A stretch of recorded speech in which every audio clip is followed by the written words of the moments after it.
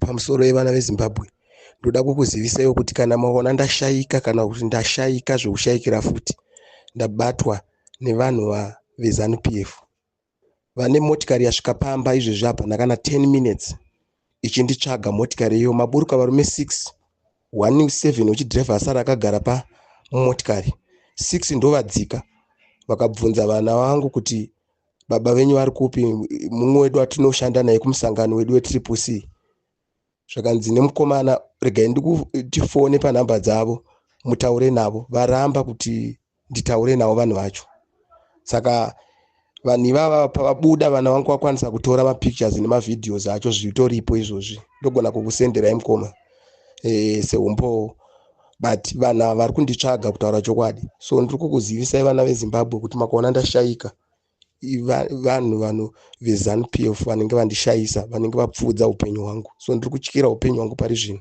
kurarama kwandiri kuita handipo pamba izvozvi kutaura kwandiri kuita so zvinhu zvinongorwadza kuti unosiya musha wako nekuda kwezvematongerwo enyika kusiyana mafungiro ndikutoshaura kuti imhosva here but chandiri kukurudzira vana veZimbabwe ngatirambe takabata takashinga hakuna chisingapere ngavarove ngavaponde but avapedze tese ngatishinge vana veZimbabwe kusvika zvanaka ZANU-PF iri kuponda vanhu iri kubira nyika so zvese zviri kuitika izvi kusunga vanhu kuda kutyisa vanhu kuda kuponda vanhu kuda kutyisa vanhu kuti vanhu vadzokere kumashure so ndongoti vana veZimbabwe ngatirambe takashinga kusvika zvanaka ndinokutendai vana veZimbabwe thank you very much. Masquera Sayumare Zimbabwe, welcome to our channel Zim Confessions and Deep Secrets. Kana kari kitanga kukuya panino channel, please don't forget to subscribe. Kana chuwagara subscriber, don't forget to comment and share this video. Nasimare Zimbabwe, tafigirai nyaya buditswa na madzibaba veshanduko vane audio yavabuditsa vachitaura ivo vachitaura zvinoumira mushe. There are people vakaenda kumba kwavo vachida kuvaabducta vachida kuvakidnapa vabuda vachitaura vachiti mukangoona upenyu hwangu mukaona ndashaika kana ndaurayiwa neZANU-PF ndifunga vari madzibaba veshanduko vakabudawo zvakare vachitaura video white track iyo iyo yainzi yange varume 6 vamwe varimo vaida madzibaba veshanduko muri Zimbabwe. So pane audio yatakuvigirai madzibaba veshanduko vachitaura zvakaitika toti mungonzwa audio imo madzi zvamuri kufunga pamusoro penyaya iyi mucomment section. Mamukasei vanhu ava vauya vanga vari 6 ndovaburuka mumota mota yacho yobva yadzika pazasi ndopaya 10 yabva yadzoka yamira parodhi apa vanhu vaive vasvika pano vakati ko baba vako vari kupi vakati havapo zvakanzi kana vari kuHarare vanowanika kusaidi kupi ndakati handiziva vanenge vangori kuHarare chete zvakanzi ndida kuvaona tiri vamwe vavo vemusangano ndopandati kana muri vamwe vavo mirai ndivafonere mutaure navo imimi zvakanzi aiwa totaura navo vega tiri vamwe vavo vemusangano vandotiziva ndopo vatobuda pana ndifamba ndichivatera kunchiti mirai ndivafonere mumwe wacho anga ari mumota aitwe mufanira kuenda kuzoda tondichinjidzira zvezvi vaindiratidza kuti handisina nambovatya kana kawani vanhu ava vanga vari varume chaivo varume vane nyama zvokuti dai kuonai muripo apa igona kutoitika zvimwe zvinhu pamusoro yemukoma kwandiri hangu ndiri safe kwandiri musandityire hangu kwandiri ndiri kuchengetwa nenyasha zvaitika kuseni kwasvika 4x4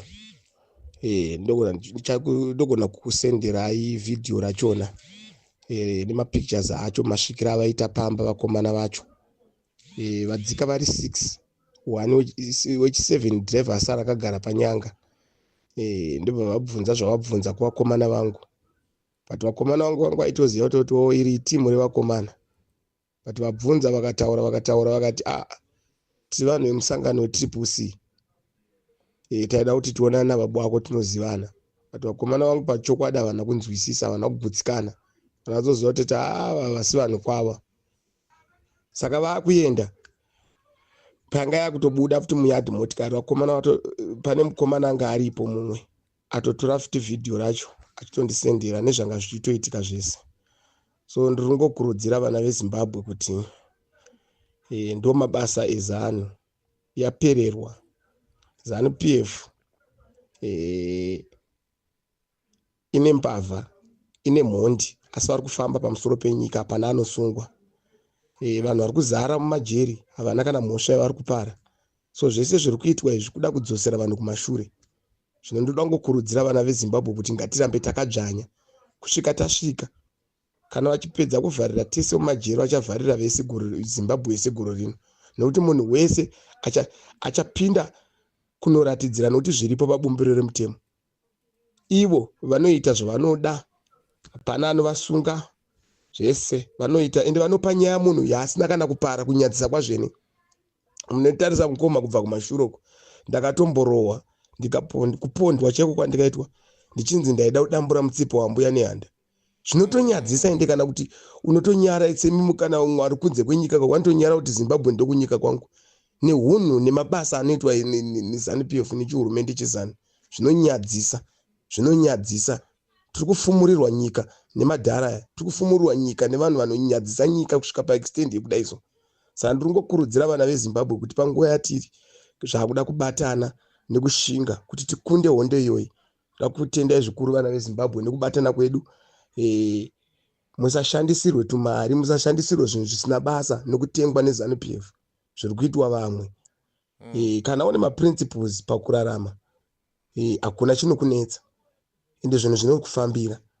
That's why takambotengwa kuda kupiwa mazimotikari tikaaramba, because handishandiswe kutengesa struggle yevanhu nekuda mota, handipenge, handirwari. Ticharamba takabatira pamukomana pana President Advocate Nelson Chamisa kusvika zvanaka. Ndatenda.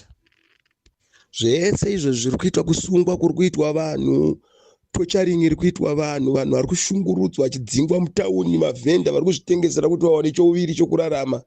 Zviri kuitwa kuti zuva racho kuenda kunoratidzira kuda kutyisa vanhu kwese. Vana veZimbabwe ngatichangamukei. Vana veZimbabwe zvakuda kushinga nekubatana kuti tikunde hondo idzo dzisingati tobatana tinodzikunda hondo dzacho. Ende kune zvimwe zvaakuitika futi imomo muhurumende yechezanu ichi.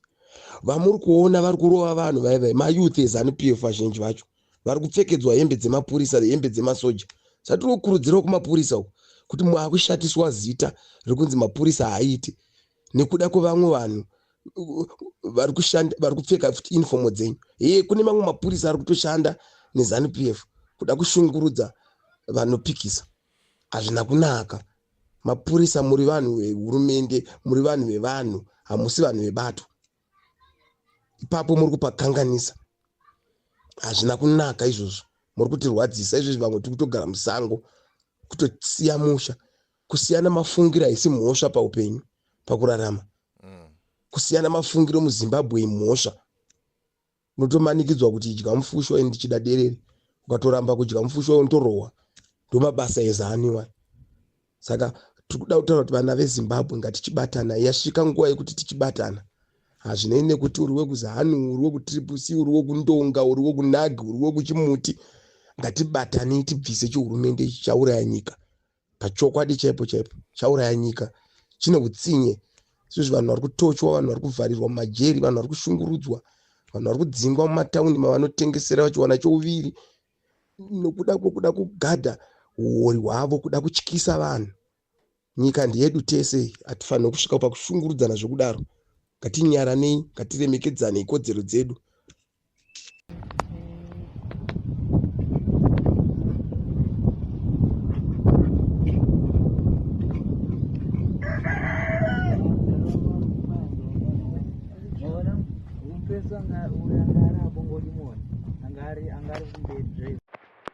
Ndofunga mangozvinzwira mega reZimbabwe mufunga mukaona zvakare mota iyo yangaitsvaga madzibaba eshanduko taura kwatiri kuita zvinoomera mushe ma-state agents vari kureida ma-opposition members pamwe chete nema-pro-democracy leaders. Pane nyaya yabudawo zvakare the civil organizations offices ari kunzi areidwa nema-CIO. Nyaya yaburiswa neZW News vachitaura vachiti suspected state agents have raided and are currently conducting searches at various civil society organization offices. It has been reported And the Zimbabwe National Students Union, ZINASU, has reported that men in plain clothes identifying themselves as police officers have surrounded their offices in Milton Park. So ZINASU yaposta on social media started alert men in plain clothes identifying themselves as police have just swamped and circled our offices in Milton Park. And it was Karen Berry. Similarly, the Crisis in Zimbabwe Coalition have just reported that men in a white Toyota GD6 have besieged their offices in Belvedere, Harare. Babuda vachiposta that men in a white Toyota GD6 have besieged our offices in Belvedere, Harare. On their ex yendo tisingazobona sei nyaya yetu dzozo mukufunga pamusoro penyaya iyi mu comment section. Ma abductions ari kuitwa akamira sei. Tifunga Jacob Garivume vari kunzi vakasvikirwa zvakare nema-CIO vaJob Sikala akasvikirwa nema-CIO pamwechete nemamwe ma-pro democracy activists ari kunzi ari kusungwa nema-CIO in the name of masilent protests ari kurongwa. Tisingazobona sei nyaya yetu dzeyo zvamuri kufunga pamusoro penyaya iyi mu comment section.